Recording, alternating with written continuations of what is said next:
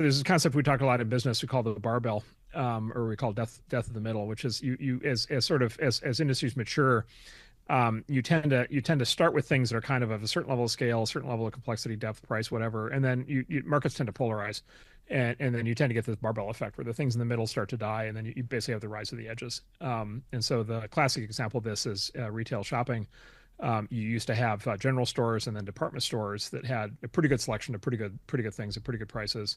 And then over the course of the last 30 years, all of those kind of general purpose stores, department stores have gotten wrecked and replaced by barbell. On the barbell, that you got Walmart and Amazon on the one side of the barbell, which is just massive selection that no department store can match at lower prices, and higher scale. And then you've got the boutiques. You've got the Gucci store and the Apple store on the other side, selling something very specific and unique, often at much higher prices. And so one of our observations for a long time has been that tends to happen in many different industries. It turns out I think that's what's happening in media formats right now.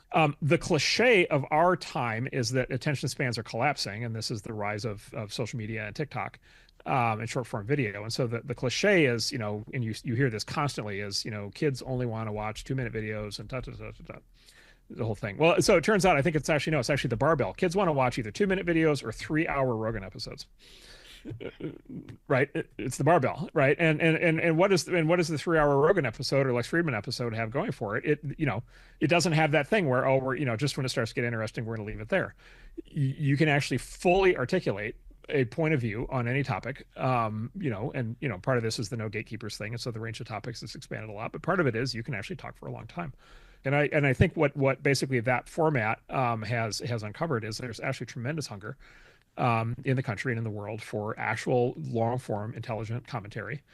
And so anyway, like I find this to be like extremely encouraging. Like I think it turns out that there are a large number of people who have actually been starving for real discussion and real content. I think there's a corollary to this, which is I think the jury's in now. I think you can make the claim television makes you dumb in a really fundamental way, because like literally it cuts off all the interesting conversations right as they're about to get interesting. It kind of has to be intellectually impoverishing as a consequence of the structure of the business and of the format.